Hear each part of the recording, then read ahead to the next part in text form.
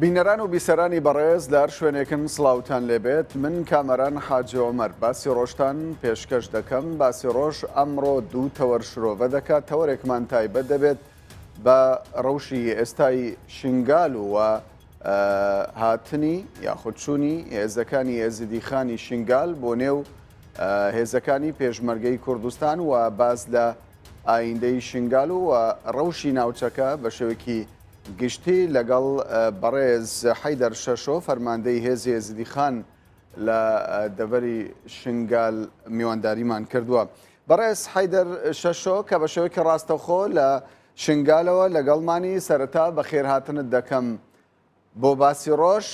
دەکرێ بڵێن ئێوە وەکو فەرماندەی هێزی ئێزیدیخان بڕیاری یەکلاکەرەوەتان داوە کە بچنە نێو هێزی پێشمەرگەی کوردستان؟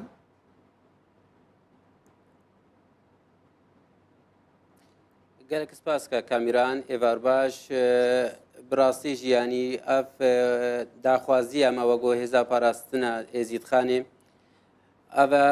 دو ساڵی مەژی بتر هەر وەختی مە داعوە الوەزارەتە پێشمەرگە کریە و مە داعوە حکوومەتە هەرێما کوردستانی کریە کە هێزا پاراستنە ئێزیدخانێ بسەر وەزارەتە پێشمەرگەوە بێتە قبولکردن بە ناوێ خۆوە گۆ هێزا پاراستنە ئێزیدخانێ و هەروەهانکێ بە ئالا ئێزیدخانێ بەلێ چەند جاراژی دیتن و گۆتن و گفتوگۆت نەقەبینامە و ئینسانێت بەرپرسێ گوێ ملەفی چێبووە بەس بمخابنی بە هەتانکی بێ سەعاتێژی ئەسکارم بێژم کە بە شکلێکی فەرمی بریار دەرنەچوویە بەلێ بگۆتن بەری چەند ڕۆژە کە جنابێ سەرۆکی هەرێما کوردستانی بەڕێز کاک مەسعود بەرزانی کە بریاردا بگۆتن ینی کە ئەو هێزە بێتە قبولکردن سەر ملاکی وەزارەتە پێشمەرگە بێگۆ بێتە گرێدان بسەر هەر یەک تەرەفی سیاسی بە ینی بێتە گرێدان بسەر وەزارەتە پێشمەرگە بە وەکە هەمێ قووەتێت وەزارەتێت پێشمەرگەی مشترک بەس هەتا نەهان کێژی بفەرمی ئەو بریار نەهاتیە جیبەجیکردن کەوایە بە شێوەیەکی زارێکی بڕیاری هاتنی هێزی ئەوە بۆ نێو وەزارەتی پێشمەرگەی کوردستان لەلایەن سەرۆکی هەرێمی کوردستانەوە دراوە.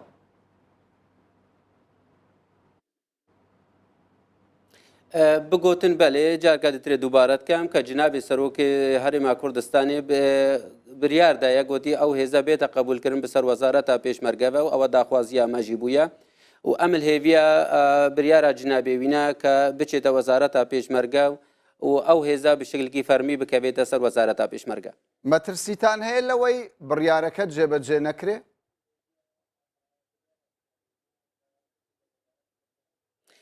وەڵی ئەوە داخوازی ئەمە بووە بەس بە داخوازی ئەمە هەر وەختی ئەو بووە گۆ ئەو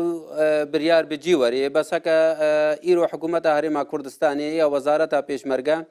ئەوێ بریارێکی بجینەینێ ئێمە دەستخۆشیێوانتکەن بە حقیقت ینی ئەبە مافێ مایە و ئەم تەنازلش مافێ خۆ ناکەن وەگو هێزا پاراستنە ئێزیدخانێ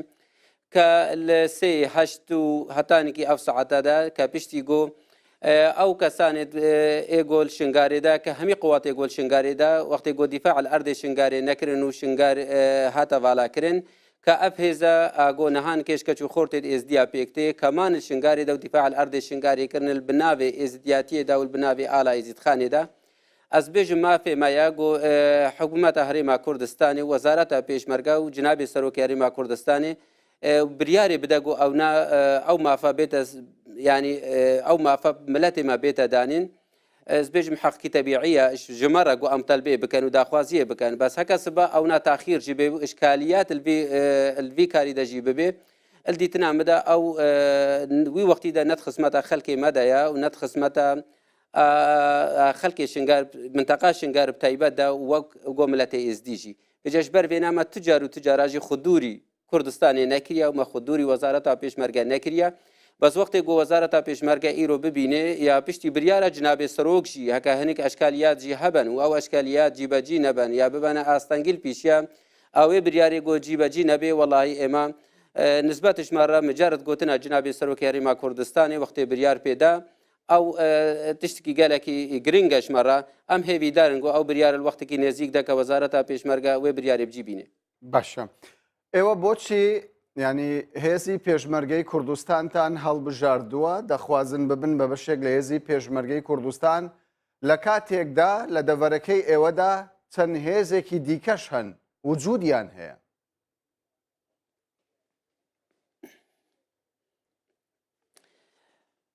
لەبەرگۆ ئەو ناوە مەسەلا وەزارەتە پێشمەرگە وەزارەتە هەمە ملەتی کوردە. ئێمە خود بینن وەگۆ ئێزدی کوردستانی ئێمە تجار و تجاراژی نکانن خودوری کوردستانیا خۆ بکەن و خودوری وڵاتی خۆ بکەن. بەس دەبێ گۆلوی وەختی دەژی مافێ خۆ هەبێ وەگۆ ئێزدی و بێنە قبولکردن بە ئێزدیاتی بێنە قبولکردن گۆم چاواکارە بن دیفاعی خۆ بکەن و خۆ بپارێزن. بمخابنی بەجی گۆزبێژم هەکەنان پشتی سێ هەشت کە ئەو ملەتێمە بەلێ جنابێتە ئیشارەت پێدا کە گەل لە قوات هەنە گۆ ئەڤرۆ شنگارێدا یعنی هەکە هەنێکی گرێدای بن ئەو ئاری کاری لەسەر بەخدا وەرگرن هەکە هەنە گرێدای بن گۆ ئەڤرۆ بەسەر تەرەفینی سیاسی دیترێ بە یا گۆ بەسەر پارتی و یەکێتی بە بڕاستیش ینی دبێ گۆ ئەم بێژن و شارع ئێزدی و ملەتێمە هەمشکیژیت بێژێ یعنی ئەو بەهوەری وەختێکی درێژش مەرە لازمە هەتانێکی گۆ ئەو بەهوەری مەهابێ گۆم بێژن بەرە قووەتە ئێزدیە بنابێ ئێزدیان نەبێ یا بەرە هەر تەرەفێکی سیاسی هەت کاربێ حکم شنگاری بکە و بەهوەریە ملەتێمە پێ بێ و پێڤەگەڕی بە حەقیقەت ئەم محتاجی وەختێکی درێژن هەتانێکی جارکە دەترێ ئەموێ بەهوەری الخەلکی خۆ بەگەڕینن ji ber vêna em daxwaziyê dikin wego hêza parastina Êzîdxanê bi navê xwe bi ser wezareta pêşmerge vebê ne ser tu terefî dî vebê ji ber got dîtina me de û her wihankê bûye ke şingar û coxrafiyeta şingar Kurdistaniye ke zimanê Kurdî ye ke em ticar û ticara nikarin xudûrî adat û teqalîd û zimanê xwe bikin که همه آلیت ما و کلالش ما که هر جیگو ملت ما ازدی تداجی الجغرافیات کردستان دایا جبر وینا ام وگو هزا پاراستنا ازیدخانه یا وگو ازدی ایگو بیرو بهوریه و به هزیته یعنی اصلا کارم گو افرم ناوی ازدی همی بیجم ازد بیجم بناوی هزا پاراستنا ازیدخانه دا ام چه طرفش وزارت پیشمرگه نزیکتری خونا بینن حکا وزارت پیشمرگه باش وی حقی ما بدما وگو ازدی وی حقی ما بدما وەگو هێزا پاراستنا ئێزیدخانێ بن ناو وەزارەتا پێشمەرگەدا جی بگرن. بەڵام لە قسەکانی بەڕێستاندا ینی ترسێک دەبینم لەوەی کە سەرەڕای ئەوەی فەرماندەی گشتی هێزە چەکدارەکانی هەرێمی کوردستان کە خودی مەسعود بارزانیە بە ئێوەی گوتووە کە دەکرێت ببن بە بەشێک لە هێزی پێشمەرگەی کوردستان ترسێک لە قسەکانی ئێوەدا دەبینیم. ئایا لە هەرێمی کوردستان هیچ کەسێک هەیە لە سەرەوەی فەرماندەی گشتی هێزە چەکدارەکان بێ و بڕیاری ئەو پێشێڵ بکە؟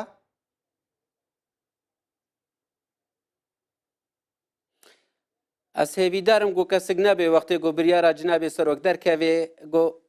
کارەبێ گۆوێ بریارێ جیبەجی نەکە یا کارەبێ وێ بریارێ بغەیرینێ داخوازی ئەمەژی هەر ئەوە هەکە بریارە جنابێ سەرۆک بجی وەرێ بەس ئەمش بیراجی نەکەن ئەفرۆ مخابني بس بيجم كالحكومة هريما كردستان دا يا حتى حكومة عراق يجي كقلق تشتنا وقت يقول بريار درجي تشي أو بريار تأخير دبي أو بريار القلق حالات هذا قران كاريت كبيتوان بريار هذا وهنك طرف هنا قد خوازن كأو بريار الوقت كي نزيك دا جيبا جي نبي يا قو وكا قو جنابي وينا أمر كري أو بريار داي أو بريار ويشقلي جي نكري بجاش بروي نازد بجموز دعوة جنابي سر وقت كم جار كادي تريجي كأو بريارة جنابي ويداي زوتري وقت أو بريار بجي وري القلق حالات هذا البان روجي درباز بويدا كيكش وان حجتها هبو يا كبيجي ولا قيرانا دارائي الكردستان دا يجبر بي مسألة دا بلكي جو أو بريارة جنابي وينا يا جو أو هيزا جو عدد وينا ويشغلي نايتا قبول كرن بسر وزارة بيش مرقبة از برانبری همه ملت کرد بیشم و هر وهان که سویدارم کو جناب سروک و حکومت هرما کردستان جی باش زانبن ام و گو بر پرسه هزا پاراستنا ازیدخانه حق او قرانا دارای مایا گول سر وضع هزا پاراستنا ازیدخانه تاثیر جیب جیکرنا ابریارا جناب سروک هيا ام آمادنا گو تنازلش او آری کاری همیشی بکن او آری کاری همیشی زور باش بکبت خصمت عائله شهید إدمال كردستاني دا أم آمادنا قب هر شكلي جيبه بس مجرد أم دفاع الأرض خوب كانوا أرض خوب باريزن يعني القلق حالات هذا قوتن إيمان نكارن أو برياري وكا قو متفاقي سركيري جيبه جيوري جبر بین ازت بیجم هکا مثلا وان گرهدای بقیرانا دارایی و ازت بیجم و بنابه هزا پاراستنا ازید خانت بیجم او آریکاریاش مرته تکرن اما آماده نگو او آریکاری همیجش عائلة شهید کردستانی را و شهیدت ازید خانی را اما وەکو بێژی تبەرع ببەنە شوێنە و ئێمە بەردەوام بنە سەرکاری خودی پالاردی خۆ بکەن. باشە ئێوە دەتانەوێت ببن بە بەشێک لە هێزی پێشمەرگەی کوردستان لە هەمان کاتدا دەخوازن ناسنامەکەتان وەکو پێشوو بمینێتەوە. ئەمە چ مانایەکی هەیە؟ ئایا جوولە پێکردنی ئەو هێزە یاخود هەر هەنگاوێکە لە داهاتوودا و هێزە بیهاوێژێ لە ژێر فەرماندەی ئێوە دەبێ یاخود لە ژێر فەرماندەی گشتی هێزە چەکدارەکانی پێشمەرگەی کوردستان دەبێ؟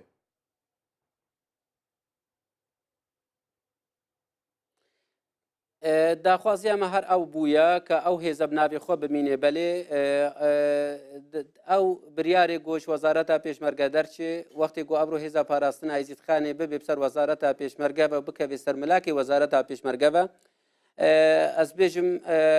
ئەو بریارە گۆ دەرکەوێ ئەمی ئەلتزامێ پێ بکەن بەس پا بنەفس الوەقت جی ئەمێ ببینن وەگۆ هێزا پاراستن ئایزیدخانێ ئێمە چ شێوەژی بێ ئێمە نکارن گۆ تنازلێش وی نابی بکەن و تنازلێش وی ئالێ بکەن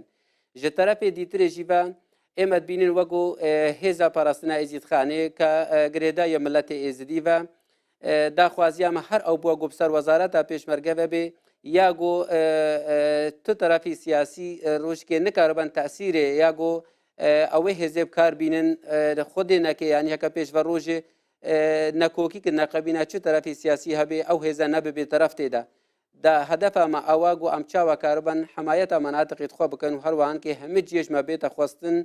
الارض کردستان ده بس نه او بگو روج کې گو اشتراک کی سیاسی دجی طرف کی سیاسی درب کار به اما تجاره اف هزا نایت افکار اینان برانبری هر طرف کی کردستانی برانبری هر طرف کی برای ملت مای کرد و کردستان کی درجی ده به اف هزا تجاره جنابه طرفك الصراعات هذا أفهزا داخوازيا وي أوا چاوا كاربي جار كاديتري بيرو بهورية ملتي ما إزدي بي بينم چاوا كاربي قو دفاع الأرض إزد خاني بكا وأرض كردستاني جبرقو كا أو كردستانا قو أمد بيننجي الوقت كده الديتنا مدى جي وهم تاريخ جي شاهد السرفينا جي قو إزد خان بويا بل القوناخ كيرا درباز وان قوناخ وكا سي حشتو فرماني بسري ملتي مدى هاتي كايرو سري سدي حشتيش ملتي مجي گو و ارد مجی همجی نفاتی غیراندن یا بن تاثیره افرمانه ده ملت مجی هاتی گوری باشە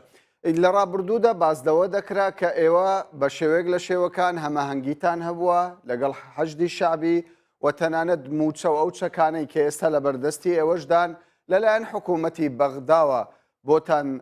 دابین دەکرا پاش ئەوەی کە ببن بە بەشێک لە هێزی پێشمەرگەی کوردستان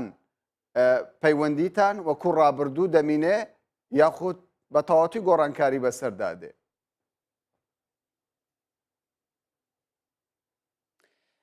کە کامیران ئەو مەسلی ارتباطامە بەسەر بەغداوە و ئاریکاریامە بەغدا وەختی مە وەرد گرت بنابێ هەیئا حەشد الشعبیدا بەلێ ئێمە مڕێز قوربانی و حشد الشعبي رهنا وكاري بيروزي جو حشد الشعبي الجالك دفراجت العراقي كري وكا أنبار وموصل صلاح الدين وهمشكي جي من ريز جرهايا إما تجارة جي نبونا وجو طرافكي بيتا قريدان بسر أسبيجم فرقك يا وكا جو أسبيجم مسار قوتك إيش قوة حشد الشعبي أدوي وقتي دجي بنابي قوة إزديا بو كشار هايبا آري كاريش بغداي هاتا ورقرتن الدواي حيفا سي 2015 وهتان كي أو ساعتا هيج اتصالي ما بهيئة حشد الشعبي بنمايا وهيج آريكاريجي ما ورنا قرتيا لحيفا سي 2015 وهتان كي أو ساعت طبعا أو آريكاريجي ما دعوك جو آريكاري بيت الراوستاندن لدوف داخوازية حكومة هريما كردستاني دا كدوي وقتي دا داخوازي المكرن قوتي أو آريكاري بيت الراوستاندن وإما آمادنا جو هێزا پاراستنا ئێزیدخانێ ئەو کە هێزا پاراستنا شنگاری بلویکاتیدا کە پشتەوانیە وێش وەزارەتە پێشمەرگەوە بێ و بکەوێتە سەر مەلاکی وەزارەتە پێشمەرگە بریارە قیادا هێزێژی ئەو بووە کە ئەو ئاریکاریاش بەغدای تێ بێتە ڕاوەستاندن وەرەو حەقی تەبیعی بوو شمەڕایە وەگۆ ئێمەژی وەگو بەشێکیش خەڵکی عراقیدا مواطنی عراقی بوون حەق هەیەوەکە هەموو مواطنی عراقی گۆ ئەم داوا حەقی خۆ بکەن لە بەغداژی و هەروەهانێکی لە کوردستانێژی بەسش بەر گۆ پێشبە ڕۆژێ ئاستانگی یاش پێشبە ڕۆژێ مشکلات نەقەبینە خەڵکی مەدەچێ نەبن یا گۆ ڕۆژێکی ملەتی کورد یا گۆ حکوومەتە کوردستانی نەبێژن وەڵا هێزا پاراستنە شنگار ئەو هێزا پاراستنە زیدخانێ بێ گۆلمەڤەگەڕێ ڕابووە دەستێ خوا دایە مڕێز ژێڕ هەیە جارکە دیترێزت بێژم کە هەیە حشد شعبی یا حکوومەتە بەغدا و ئاریکاریە ژێ وەرگری علما بەری گۆ ئەم داوێل بەغدای بکەن ما داوەل وەزارەتە پێشمەرگە کرد و سەرڕێگەلک برادرە و قیاداتێت ئێت پێشمەرگە ریا پەرلەمانی کوردستانی ڕژیمە داوا الوەزارەتە پێشمەرگە کرد بەری گۆ بەغدا پێشکردنا بێ هێزێ بکە و ئاریکاریە ژێرە بکە ما داوا کرد گۆ بسەر وەزارەتە پێشمەرگە بە بێتە بسەر وەزارەتە پێشمەرگە بە بێتە گرێدان و ئاریکاریا بێ هێزێ بێتەکردن بەس مخابنی بەس بێژم هەکەدوی وەختی دەژی دیسە دەستن هەبوونە لە ناو وەزارەتە پێشمەرگەدا کە بوونە ڕێگر وێنادەگۆ هێزا پاراستنای زیدخانێ نەکەوێ سەر وەزارەتە پێشمەرگەدا ji ber wê nazit bêjim ez hêvîdarim cinabê serok û berpirsê wezareta pêşmerge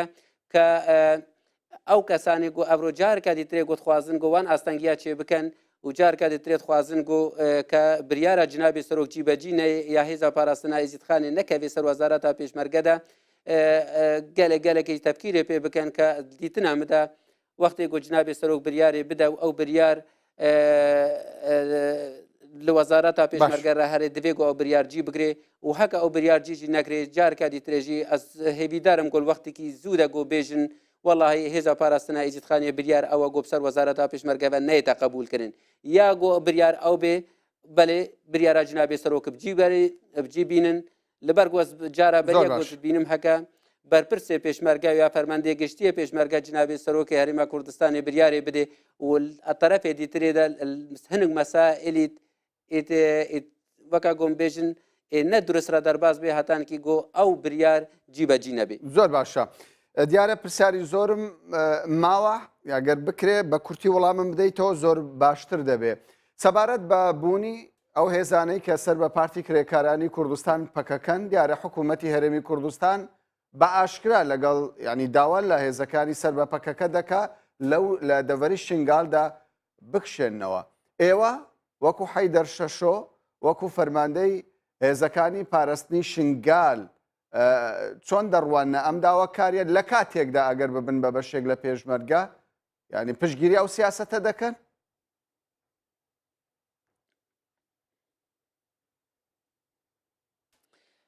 کا کامیران ینی نهان کێزیێ سەر ئاردێ شنگارێدا ئەلدیتنا مدا مەگەلێک تشتی دترێژی هەنا بەلکی گەلێکی گرنگترەش گەرش بەرگۆ ئەڤرۆ نەکۆکی نەقەبینە تەرەفێت سیاسێت کوردستانی داهبن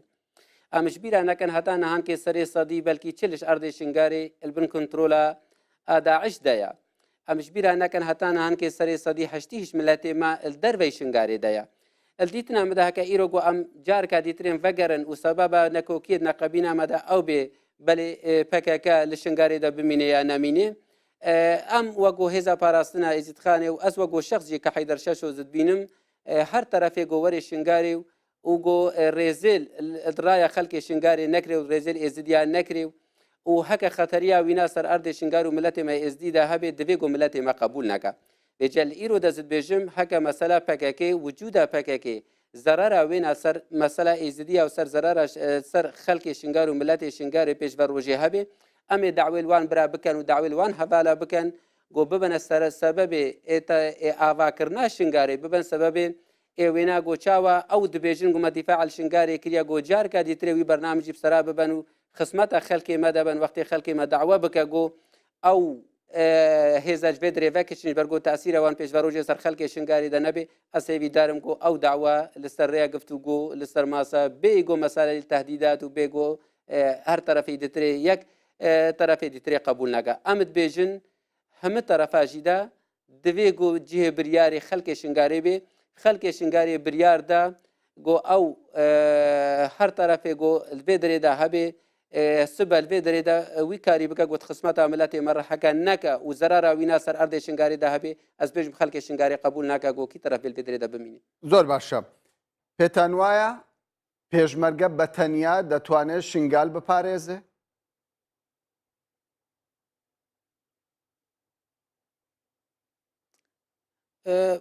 بڕاستی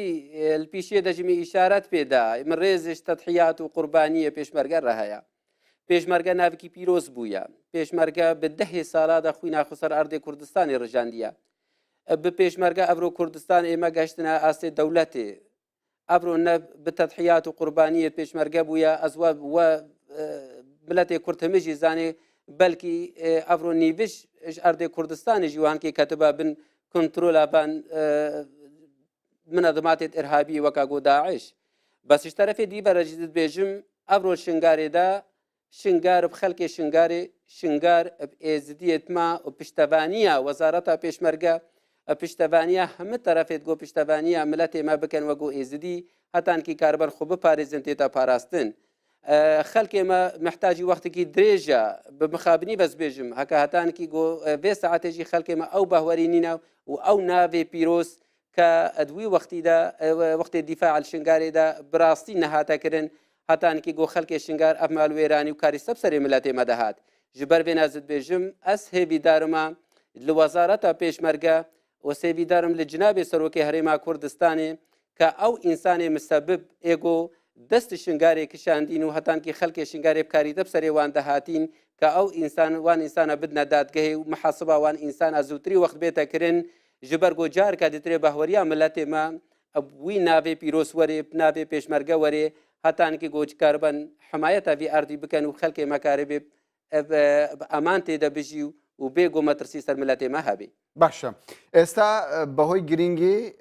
جوگرافی دەڤەری شنگال لە ناوچەکەدا وەکو دەزاندرێ ینی نەوەک لە کوردستاندا بەڵکو لەسەر ئاستی هەرێمایەتیش دەڤەری شنگال بۆتە سیڕاعێکی توندی وڵاتانی ناوچەکە ئێوە لەگەڵ ئەوەن کە قوربانیانی شنگال بکرێت بە کەیسێک لەم لاو لەولاوە یاری بە ئایندەی شنگالدا بکرێ؟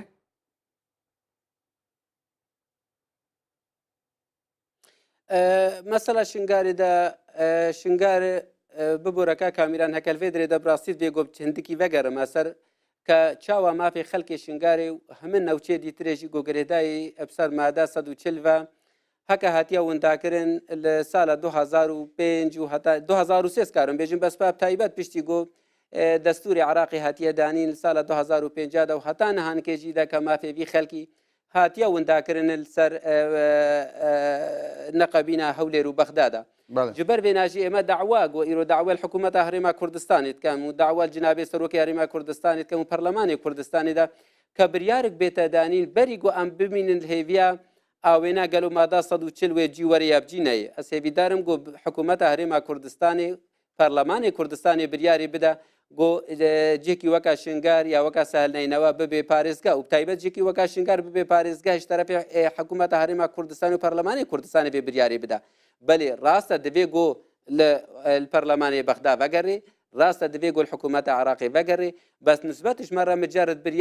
بریارە جنابێ سەرۆک یا بریارە پەرلەمانی کوردستانی بوونەبوونە ئاگۆ شنگار ببێ پارێزگا ئەوە تشتکی گەلە گەلێکی مەزینە پێش بە ڕۆژە ملەتی مەدا بەڵێ ئەم هێویدارن گۆ هەر تەرەفک گۆ ئیرۆ شنگار و قوربانیە شنگار و مالوێرانیا گۆ بسەرێ شنگار دەهاتی و ئەو سەربرینە زاڕۆکێتمە و فرۆتنە داک و خوشکێتمەوەی هەتان هەانکێژی گۆپسەدا دەسێ داعشدا ئەوان ئەبکار نەینن و لەسەر ئەردێ شنگاریدا حەقی ملەتی ئێزدی نەیدە ونداکردن ئەم هێویدارنش حکوومەتە هەرێما کوردستانی بەری هەموو کەسی ئەو بریارێ بدە کە تشتێ بسەرێ شنگار و ملەتێ مەدەهاتی بجینۆسایت بێتە ناسکردن و هەروەهان کێژی پشتەبانێوی کاری بێگۆ سەر ئاست ناودەوڵەتی بێتە قبولکردن وەرە و گەلک پەرلەمان و حکوومەتە دنیایدا ینی ئەس بێژم بریاردایە گۆ قبولکردنە گۆ بجینۆسایت هاتیە ناسکردن بەروێنە نسبەتش مەڕە ئەڤرۆ بریارە هەرێما کوردستانی مافێ ملەتێ مای شنگاری هەمیژی و تایبەت ملەتێ مای ئێزدی تشتێکی گەلە گەلێکی گرنگە و هەکە پارێزگەهبوونە شنگار ئیرۆ لە حکوومەتە هەرێما کوردستانی و پەرلەمانی کوردستانی دەرکەوێ بەری گۆ حکوومەتە بەغدا بریارێ سەروێنا بدە ئەزولێ بەهوەریە دەما وێ سەرێ سەدی هەشتی بەهوەری و سەقەتە ملەتێمە جارکە دیترێ ڤەگەڕێ باش ئێستا سەرۆکی هەرێمی کوردستان ینی لە ماوەی ڕابردوودا باسی لەوە کرد کە ئەوان هەوڵ دەدەن شنگال بکەن بە پارێزگایەکی سربەخۆ لە ناوچەکەدا. ئێوە چۆن دەڕوانە ئەم پرۆژەیە پێتان وایە ئەمە بەشێک لە مافەکانی ئێزیدیەکان دێنێتە دی دەستەبەر دەکا؟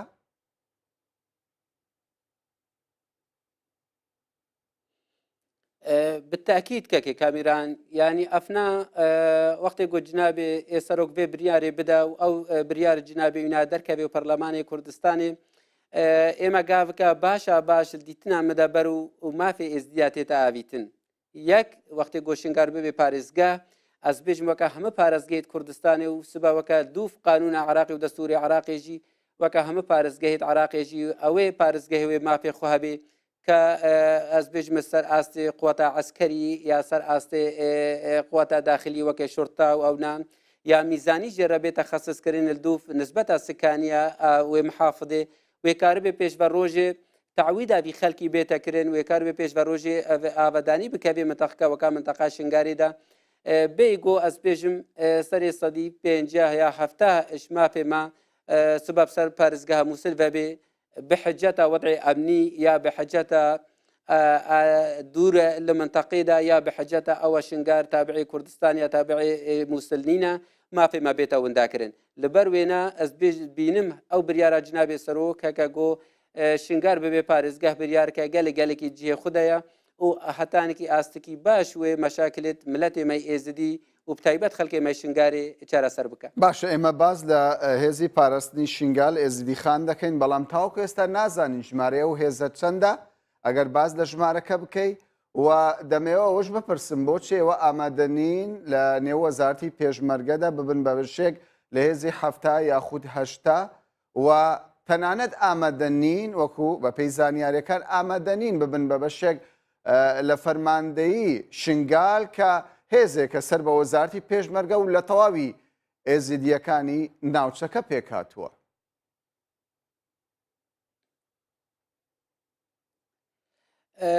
بەڵێ ئەونا ژمارە هێزە پاراستنای ئێزیدخانی گەلێک جارات ڕاگەهاندنێ دەمە بەحس کردە کە ئەو کەسانی گۆ ئیرۆ هاتیە تەسجیلکردن لە ناو هێزە پاراستنای ئێزیدخانێ زیاتر لە 7000 کەچ و خۆرتی ئێزدیە. جواناژی 4870 کەس تەدریبا خۆ خلاص کردە و گەلک حالاتاداژی کەتیە واجبێت خۆدا و نەهانکێژی بەردەوا من سەر واجبێ خوا. ئێمە وەختی گومت بێژم قبول ناکەن کە هێزا پاراستنای ئێزیدخانی بێتە گرێدان لەسەر هێزێت هەفتاوە یا سەر هێزێت هەشتاوە لەبەرگۆ لە ناو ئەو هێزەدا هەیە خەڵکێک هەیە زۆر زۆر نێزیکە و کادرێت پارتی دیموکراتی کوردستانی ئیرۆ نامەدا هەنا بەلکی سەرێ سەدا 40 هەتا 5 جوان ئەو خەڵکایە ئیگۆ نێزیکی پارتیە ji terefê dîtirê jî ve nisbetka gelekiya baş belkê serê seda sîh serê seda çêl li ji wanê mayî jî ew wina got ew ê nêzîkî êketî niştimanî Kurdistanê ne yanî û xelkekî bêlayî jî heye û her wihankê xelkek heye kel pêş sê heşt ê girêdayî bû ser mesele herekeve ji ber vêne jî divê got em rêzêl behweriyê wan bikin rêzêl dîtinê wan bikin got siba ئەو هێزە نەبێت تەرەفێکی سیاسی و کادر بن الحزبکە سیاسیدا ینی ئەو هێزە بێتە گرێدان بسەر تەرەفێکی سیاسی دترێبە ji terefê dîvejî ئێمە وەگو فەرمانداش çima got qebûl nakin bi ser fermanda şingarê ve min rêz heye ke fermanda şingarê evro 8000 kes belkî heta 8500 kesî têde cî girtiye bes ez dixwazim vê dawê carika dîtirê got ez vegerim li cinabê serok û her wihankê wezareta pêşmerge got zûtirî wext biryarek jî bête dan ke ev yanî pêşver roja got vê fermandê jî bête diyarkirin ev fermande bête girêdan bi şekilkî fermî bi ser cîhetekê ji vanê gotîn de heke zêrevanî bê heke her hêza dîtirê bê felek bê û heke ser wezareta pêşmerge ve bê ez welew evna weka tu bêjî mafê wan e ew dawa bikin bes ji ber got خەلکێ مەشنگارێ ئەوایە و حتا نەهانکێ ژی پێشبەر ڕۆژە بە هێزێ نەدیارە ئەس داوات کەم گۆل وەختێکی نزیک دەبێتە دیارکردن ئێمە قبول ناکەنش بەرگۆ ئەو ژی گرێدایی سەر تەرەفێکی سیاسی بە من ڕێز هەیە ژوانڕە و من ڕێزش قوربانیە دوان تەرەفی سیاسی هەمیشکی ڕایە و بیر و بەهوەریە دوان ڕەهەیە بەس نسبەتش مەرە ئەم بە چ شێوەژی بێ قبول ناکەن گۆ ئەڤرۆ ئەف هێزە بکەوێ سەر ملاکێ تەرەفێکی سیاسی بتنێ نه ئەو بێگۆ ملاکێ وەزارەتا پێشمەرگە بێ گۆ سباکار بێ دیفاعی هەمە ئەردەی کوردستانی بکە و تایبەت جێگۆ ملەتی MSD تێدا باش ئەگەر کەمتر لە سی خولەک جوابم دەیتەوە وەڵامم دەیتەوە سانیە سی چرکە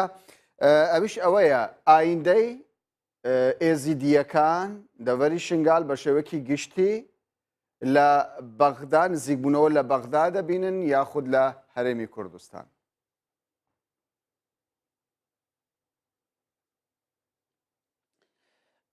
پێش دەژیمێ ئەو گۆتیە ینی وەگۆ ئێزدی وەگۆ خەڵکی شنگار مافێمان نەقەبینە هەردوو جیاوشی وندا بووە بەلێمە هەر وەختی خودیتە وەگۆ کوردستانی وەختێ گۆمە هەلبژارتنت بەغدادا 6 کورسیت هاتنە دیتنش هەر 6 کورسیە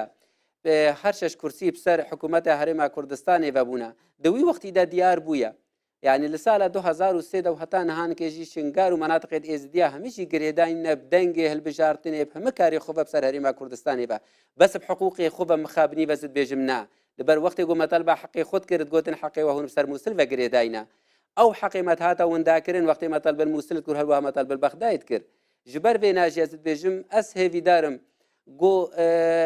hikûmeta Herêma Kurdistanê hemû menatiqê dimeyt menatiqê êzidiya heke şingar û hetankî xaniqî menatiqê Kurdistanî ne wî mafê Kurdistaniyê de bide wan minteqa de bibe parêzgah û mafê wan bête parastin.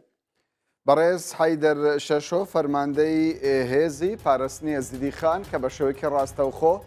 لە شنگالەوە لەگەڵمان بووی زۆر زۆر سوپاست دەکەین. زۆر سپاس کامیرە.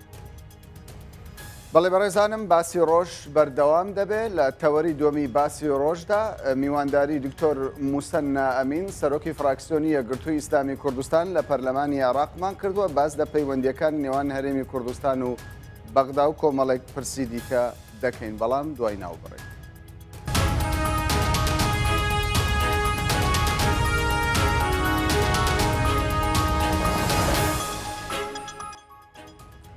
دووبارە سڵاو بەڕێزان کۆمەڵێک پرس پەیوەندیدار بە هەرێمی کوردستان و بەغدا و شرۆڤەکردنی ئەو پرسانە لە بەغداوە بە شێوەیەکی ڕاستەوخۆ دکتۆر موسەنا ئەمین سەرۆکی فراکسیۆنی یەکگرتووی ئیسلامی کوردستان لە بەغدا میوانداریمان کردووە. دکتۆر موسەنا بەخێر بێن بۆ باسی ڕۆژ با لە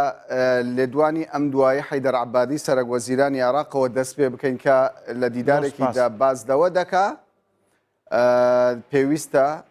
هێزەکانی پێشمەرگەی کوردستان لە ناوچە کێشە لە سەرەکان لە شەڕی داعشدا کە ئێستا ڕزگاریان کردووە دەبێت بگەڕێنەوە ئەو شوێنەی کە پێشتر لێی بوونە. ئەمە چ مانایەک دەگەینێ؟ ئایا ئەمە دەستپێکی گەڕانەوەی سیاسەتی نووری مالیکیە بەرامبەر بە هەرێمی کوردستان؟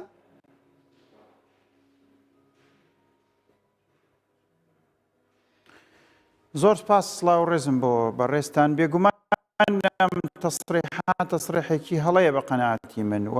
پێشمەرگە هێزێکی دەرەکی نییە تاوەکو بگەڕێتەوە لەو شوێنانەی کە خوێن و قوربانی داوە بۆ ئەوەی کە ئازادیان بکە. ئەگەر قەرارە پێشمەرگە بەشێک بێ لە مەنزومەی نیشتیمانی عێراق وەکو ئەو ترێو لە دەستورە نووسراوە بێگومان وجودی لە هەر شوێنێکە وجودێکی سروشتی و طبیعیە لە هەر شوێنێکی عێراق و بە تایبەتیش لەو شوێنانەی کە حکوومەتی عێراق خۆی پێویستی بە پێشمەرگە بۆەوە داوای لێ کردووە خوێنی بەخشیوە بۆ ئەوەی کە ئەو ناوچانە ئازاد بکرێن. ئەگەر ئەو ناوچانە کوردستانی نەبن خۆ بەلانی کەم ناوچەی جێناکۆکن ئەگەر لە مەنزوری عەبادیشەوە سەیریکەی واتە شوێنێک نییە جێگەی ئیستیغراب بێ بکە پێشمەرگە لەوێ بێ. ئەم جۆرە تەسریحانە خزمەت بە سیاسەتێکی هاوسەنگی سەرۆکوەزیران ناکە لەگەڵ عێراقیەکان کە بە یەک چاوسەیریان کاوە سەرۆکوەزیران پێویستی بەوە نییە کە مجاملەی هەندێک دەنگی نەشازی ڕەگەزپەرست یاخود شۆڤێنی یاخود تائیفی بگرێت لەوەی کە سڵ بکەنەوە لە وجودی پێشمەرگە لە شوێنێکی دیاریکراو. بۆیە پێویستە ئەو وەکو چاوی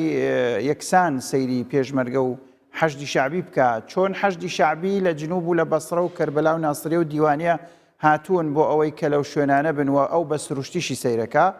پێویستە هەر ئاوا سەیری پێشمەرگەش بکە کە وجودی لە هەر شوێنێکە ئەمن و ئاسایشی عێراق و عێراقیەکان بکەوێتە مەترسی و پێشمەرگە قوربانی بدا پێویستە ئاوا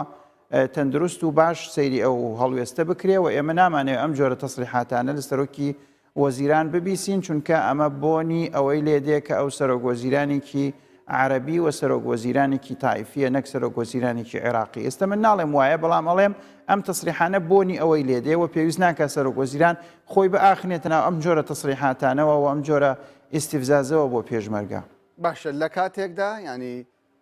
پارێزبەندی حەیدەر عەبادی لەمانەوەی وەک سەرۆک وەزیران لە پۆستەکەی خۆیدا ینی کورد بووە. پێتان وایە ئەم لێدوانێ حەیدەر عەبادی لێدوانێکە بۆ ئەوەیە کە هەڵبژاردننی گشتی نزیک بۆتەوە عەبادی دەوێت یاریەک بکە لەگەڵ عاتیفەی خەڵکی عێراق یاخود بەڕاست ئەمە تەنیا حەیدەر عەبادی نییە پێشتریش حەشدی شعبی نووری مالکی سەرکردەی دیکە هەڕەشەی کشانەوەی هەڕەشەی لە پێشمەرگە کردووە.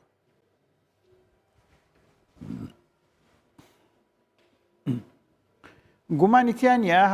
سەرۆک وەزیرانیش دەرەنجام سیاسیەکە بۆ دەنگە گەڕێەوە هەڵبژاردن ڕەنگە ساڵێکی یا کەمتریا تۆزی زیاتری مابێ و ئەم تەسریحاتانەش ئەو وەکو یەکێک لە سەرکردە سیاسیەکان بەکاری دێنێ بۆ ئەوەی کە سۆزی جەماوەر لەگەڵ خۆی بجوڵێنێەوە بۆ ئەوەی ئەو پێش لەوەی کەسێکی تر لە سیاسیەکان بیڵێەوە مزایدە لەسەر حەیدەر عەبادی بکە ئەو پێش بکەوێ ئەو مزایدە خۆی ئەنجامی بە. بەڵام لە نەتیجە ئێمە سەرۆک وەزیرانێکمانەوێت کە بە منطقی هەڵمەتی هەڵبژاردن بیر نەکاتەوە بەڵکو بە منطقی بەڕێوەبردننی هاوسەنگانەی وڵات بیر بکاتەوە. وازانم ئەو خەڵکانەی کە لە ناو عێراقا حەزیان لە سیاسەتی هاوسەنگە و حەزیان لە ئیستیقرار و ئاسایشی عێراقیەکانە و حەزیان لە خیتاب و یعنی بیرۆکەی وەتەنی و نیشتیمانی و ئەوانەیە ژی ژماریان کەمتر نیە لەو خەڵکانی کە حەزیان لە خیتابی تایفی یا ڕەگەزپەرستانە یا هاوشتانەیە. بۆیە پێویستەکە حەیدەر عەبادی گرە و لەسەر ئەو دەنگە ڕەسانەنە بکا کە ئەتوانن لە سیاسەتێکی نیشتیمانی یا پشتیوانی ئەو بکە نەک لە سیاسەتێکی تایفی و ئەمە ئەبێت تایبەتمەندی ئەو سیاسیان نەبێت کە ئەتوانن ئایندەی عێراق بەرن بەڕێوە و هەموو پێگاتەکان لێیان ڕازی بن و لە ڕاستی شافعلا ئەگەر کورد نەبووایە ڕنگ بوو سەرۆک وەزیرانی ئێستای عێراق سەرۆک وەزیران نەبووایە هەروەکو پێشتر جێگری سەرۆکی پەرلەمان بووە یاخود بەلانی سەرۆکی لیژنەی دارایی بووایە. ئێمە لێرە پێویستمان بە سیاسیەکە کە ئەگەر ویستیشی ئەوە بکالانی کەم بیسپێرە بە کەسێکە تەمسیلی سیاسەتی ڕسمی دەوڵەت ناکاوە تەمسیلی بە نمونە خۆی ئەکا کوتلەکەی ئەکا حزبەکەی حەیدەر عەبادی بێ دوور و نزیک توخنی ئەم جۆرە تەسریحاتانە نەکەوێت چکە نەبوو خۆی باشە نەبوو ئیستیقرار و ئاسایشی دەوڵەتی عێراق. باش ئەمە پەیوەندی هیچ پەیوەندێکی هەیە بە پرۆژەی سربەخۆی کە لە هەرێمی کوردستان باز دەکرێت بە تایبەت لەگەڵ شاندی هاوپەیمانی نیشتیمانی بە ڕوونی باسی لێوە کراوە؟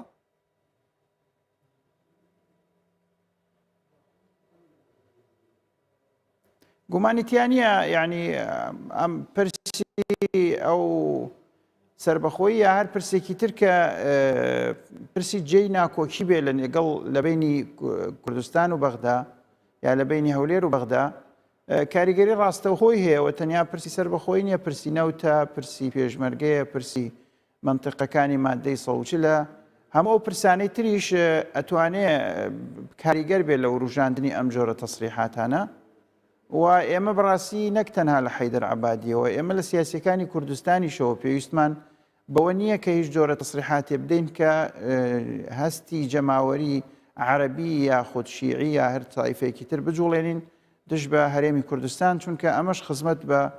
نە ئیستیقراری عێراق و نە پێشکەوتنی قەزیەکانی هەرێمی کوردستانیش ناکا.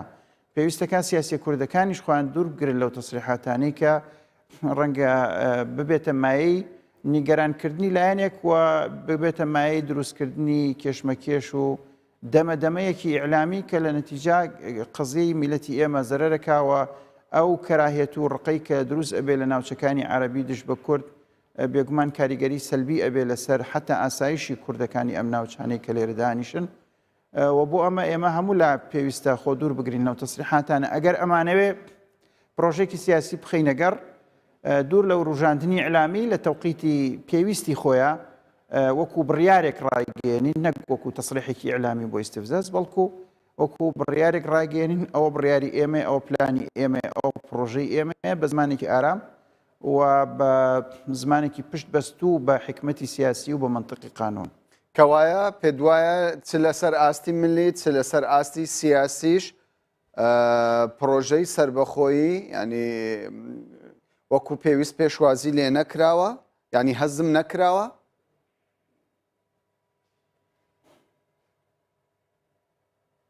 بە دڵنیاییەوە مەسلەی سربەخۆیی بەداخەوە ئێستا وەکوتم لە کوردستان زۆر جار ئەوەندەی کە تەسریحاتێکە بۆ ئیعلام ئەوەندە پرۆژەیەکی سیاسی نییە لە ئەرزی واقع. باسکردنیشی لە چەند کۆبوونەوەیەک لەگەڵ بەرپرسانی دەوڵەتی عێراق لە هەر ئاستێک ببن ئەو باسکردنە نییە کە گەلی کوردستان بڕیاری دابێت کە دەوڵەتێکی سربەخۆ دروستکاوە جیابێتەوە لە عێراق و پرۆژێکی سیاسی هەمەلایەنەی داڕشت بێ بە هاوکاری هەموو حیزبە سیاسەکان و پێشکەش بە دەوڵەتی عێراقی بکە. ئەمە مافێکی ڕەوای گەلی کوردستانە و ئینشاڵڵا ڕۆژێک لە ڕۆژانی شەردەی میلەتی کوردی ئەمە بۆ خۆنی خۆی بگا و ئەم مافە هیچ وەختێک هیچ کوردێکی ڕەسەن تەنازولی لێ ناکە. بەڵام وەکوتم ئێمە پێویستە ئەمە وەکو تەسریحاتی استیفزازی بەکارنێنین. ئێمە وەکو کارتێکی وروژاندنی عسابی سەرکردە عێراقیەکان ئەمە بەکارنێنین. ئەمە وەکو بە حکمەتی سیاسی و بە منطقی قانون ئەمە وەکو حەقی میلەتی کورد بەکاربێنین لە ناو میلەتانی دنیا و بە مافێکی سەرەتایی دەستوری میلەتی کوردی بزانین کە هاتووتە ناو لە دوای ڕوخانی ڕژێم ئێمە هاتوونەتە ناو ئیتیحادێکی تەوعی ئارەزوومەندانە لەگەڵ عێراقیەکمان گرتووەتەوە. ئێستا ئەمانەوێت ئەو کۆتایی پێبێنین و چارەنووسی خۆمان دیاریکەین بەدەست و بە بڕیاری خۆمان. پێویستە لە تەوقیتێکە ئەمە بوورۆژێنین بفعلی لەسەر زەوی ئێمە ئامادەکاری تەواومان کرد بێ بۆ ئەوەی کە بتوانین خۆمان بەڕێوە بەرین وەکو دەوڵەتێکی سەربەخۆ. بەس لە کاتێکا کە ئێمە حاڵمان وایە معاشمان پێنادرێ وەزعمان بەو نالەباریەیە هێزە سیاسی کوردستانیەکان سەنگەری ئیعلامی و جەنگی ساردیان لە یەکتری گرتووە پەرلەمانمان ئیفلیجە حکوومەتمان نیوەشە لەلا ئابم حاڵەوە ئێمە باسکردنمان لەم جۆرەشتانە واکە ئێمە شتەکان هەڵپڕسکێنین واتە لە زایعی بکەین لە وەختی ناتەن دروستە تەرحی بکەین وەکو هەڕەشە بەکاری بێنین نەوە وەکو پرۆژێکی سیاسی پشتبەست و بە منطقێکی قانونی کە ئەستینا دەکاتە سەرەوەی کە کورد وەکو میلەتێک مافیە چارەنووسی خۆی دیاری بکە. ئێمە نابێ ئەم مەسئلە ئەم دروشمە گەورانە ئەم خەونە گەورانە زایع بکەین بیکەینە مادەی مزایداتی و تەسریحاتی سیاسی. بەڵام ئێستا وەکو دەبیندرێ سەرکردایەتی سیاسی کورد بڕیاری داوە بە پراکتیزە ئەم پرۆژەیە جێبەجێ بکە و بڕیاری داوە لە داهاتوودا شاندێکی حکومی و شاندێکی سیاسیش سەردانی بەغدا بکە. ئێوە وەکو سەرۆکی فراکسیۆن یەکگرتووی ئیسلامی کوردستان ئەمە چۆن دەبینن؟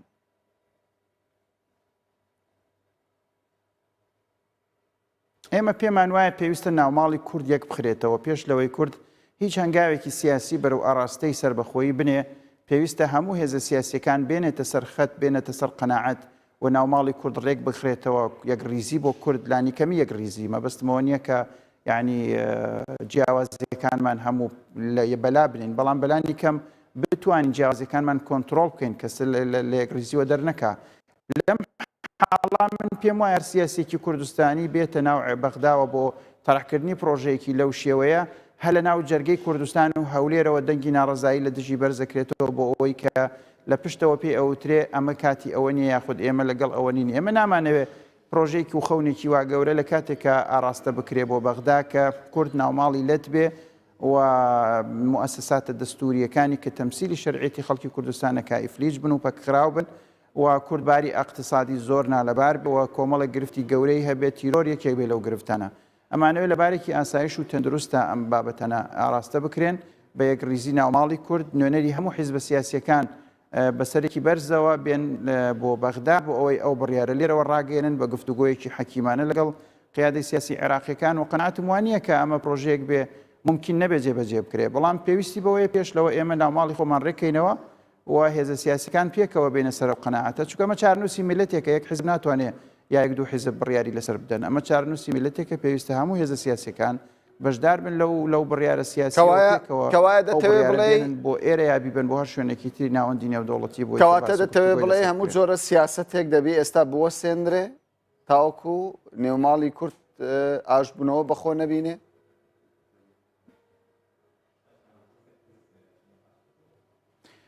ناڵێم سیاست بوەستێنرێ سیاسەتی حەقیقی ئەوەیە ئێمە بتوانین ناوماڵی کورد یەک خەینەوە کوردایەتی حەقیقی ئەوەیە کە بتوانین هەموو هێزە سیاسەکان بخەینە یەک سەنگەری نیشتیمانیەوە بەرامبەر بە هێزە سیاسیەکانی تری عێراق بۆ ئەوەی کە سەربەخۆیی بۆ میلەتەکەمان دابین بکەین بەس ئەمە پێویستی بە یەکخستنەوەی ماڵی کوردەوە کوتم، پێویستی بە گەڕخستنەوەی مؤسساتی شەرعیە، پێویستی بە دروستکردنی لانی کەمی تەوافق و ڕزامەندیە لە نێوان حیزبە سیاسیەکانە، پێویستی ڕێکەوتنە لەسەر نەخشە پلانێک بۆ ئەمە، ڕێگایەک بۆ ئەمە بکێشین، پلانێکی یەکگرتومان هەبێ بۆ ئەمە، هەمومان پێکەوە دامان ڕشت بێ و ڕۆڵیشمان لە بینی خۆماندا بەشکرد بێ و بە دڵی خۆشەوە بە ڕیزێکی یەکگرتووەوە بەسەرێکی بەرزەوە بین بۆ بەغدایە بۆ هەر شوێنێکی تر بۆ ئەم باسە. بەڵام ناکرێت سیاسیەک بێت لێرەوە هەر سیاسیەکانی کورد لە پشتەوە تاعنی لێ بدەن یا لە پشتەوە منطقی ضعیف بکەن. یعنی هەر ئەو وەفدەی کە هاتبوو بۆ کوردستان من دڵنیام لە هەولێر قسەیەکی بیستوە لە سلێمانی قسەیەکی تری بیستوە و ئەمە بۆ خۆی واکە کە مەطلبە شەرعیە نیشتیمانیە گەورە و خەونە گەورەکانی ئێمە ببنە مادەیەک بۆ مزایداتی سیاسی و بۆ خۆبردنە پێشەوەی هەندێک لە حیزبەکان یا لە بەغدا یا خۆبردنە پێشەوە لەگەلی کوردستان. هەردوو منطقەکەش باش نییە، پێویستە هەمومان پێکەوە و کارە بکەین بۆ ئەوەی کە کەس نەتوانێت تانەی لێبدا. ئێستاگەر ئێمە بین لەسەر ئاستی نێودەوڵەتیش ئەو کارە بکەین یا لەسەر ئاستی ناوخۆی عێراقی زۆر بە ئاسانی تانەی لێدرێ لەوەی کە ئەمە تەعبیل لە هەموو گەلی کورد ناکە و ئەمە خواستی حیزبێکی سیاسیە نەک خواستی گەلی کوردستانە یا چەند حیزبێکە. ئێمە نامانەوێت مەطلبێکی وانیشتمانی گەورە لە ساتە وەختێکا تەڕەح کرێکە ئەم جۆرە تاعنەی لێ بدرێەوە لە پشتەوە مشکلەی بۆ دروست کرێ. باشە لە کاتێکدا ئەگەر کێشەی نێوخۆیی هەبی لەسەر پۆستێک یاخود دوو پۆست یاخود چەند پرسێکدا ینی ئللا دەبێت لە دەرەوەشدا ینی سیاسەتی کورد ڕنگدانەوەی هەبێ و بەرژەوەندیە گشتیەکانی هەرێمی کوردستان گرێ بدرێ بە بەرژەوەندی حزبیەکانی نێوەخۆی هەرێمی کوردستان؟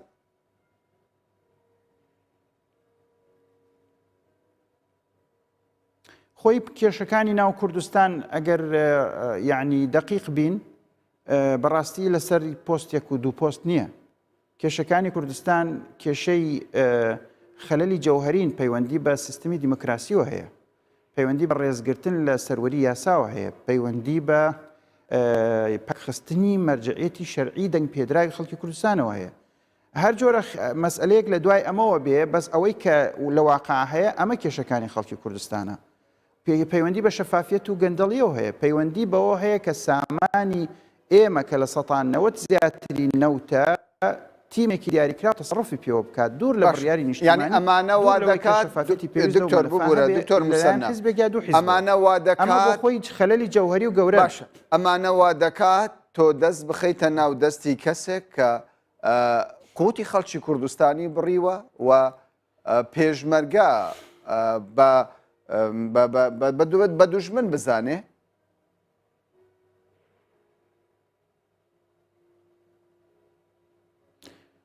نازانم لێرە ئێمە چۆن وەصفی بڕینی قوتی خەڵک بکەین، چونکە قوتی خەڵک ئەو کەسەی کە بڕیوەتی بێگومان ئێمە ئەبێ هەمومان پێکەوە هەڵوێستمان لە ئەوە هەبێ. بەس آخر خۆ لە کوردستانی شایمە خۆمانی سەقوتی یەکتریمان بڕیوە. یعنی ئێستش حکوومەتی هەرێم ناتوانێت قەناعەت بە خەڵک بکات کە ئەو پاشەکەوتی موچەی ئەی کە نەیاساییە نە ئەوە حەقیقی خەڵکی کوردستانە نە ئەوە سامانی حەقیقی ملەتی کووردە. ئەمەش بۆ خۆی مشکلەیەکی ترە. یعنی پێت وایە ئەساسی دکتۆر ببوورە کاتەکەی خۆی ینی کات زۆر کەم بووە، ینی پێت وایە حکوومەتی هەرێمی کوردستان ناتوانێت قەناعەت بە خەڵک بکە یاخود بە شێوەک لە شێوەکان هەندێک لایەن هەن هەوڵ دەدەن چاواشەکاری لە بڵاوکردنەوەی هەموو ئەو زانیاریانە بکەن کە حکوومەت بڵاوی دەکاتەوە ئەمە وەکو دوا پرسیار.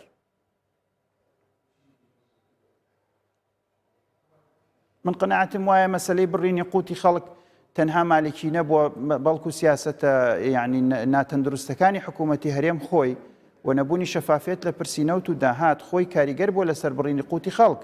یعنی ئێمە لە نەتیجای سەقوتی هەرێمی کوردستان بە نەوتی کەرکووکیشەوە کێ تەسەڕوفی پێواکە؟ هەرێمی کوردستان. وەختی هەرێمی کوردستان بە فرۆشتنی نزیکەی ملیۆنێک بەرمیل نەوت ڕۆژانەوە نەتوانێت یعنی مەعاش و پاش خەڵک بدا بەو ڕوبعاموچەش کە ئەیا لە چ ڕۆژ و ئەوانە دوای خا ئەمە بۆ خۆی کارەساتێکی گەورەیە. سێمە بۆ باسی سیاسێکی تر بکەین کە بێگومان لە دەرەوەێتەوەی ئێمە ێوە ڕەنگە پێشی خۆش نبێنێتەوە ئێمە خاوەنی دارایی بێ یا خاوەنی سربەخۆی بێ. ئێمە بێگلەی لە خۆمان بکەین بۆچی خۆمان ناتوانین کێشەکانی خۆمان چاواتە بە دیدگای بەڕێستان خاڵی سەرەکی سەرکەوتنی کورد لە یەکڕێزی نێوماڵی کوردەکە پێم وایە هەموو لایەنەکان دووپاتی لەسەر دەکەنەوە. دکتۆر موسەنا ئەمین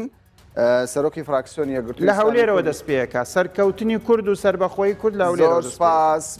پەیامەکەت گەیشت دکتۆر موسە نامی سەرۆکی فراکسیۆن یەکگرتووی ئیسلامی کوردستان کە لە بەغداوە لەگەڵمان بووی سپاس دووبارە زۆر سپاس. بینەرانی بەڕێز سپاس بۆ ئێوەش کە کاتی خۆتان بە ئێمەدا.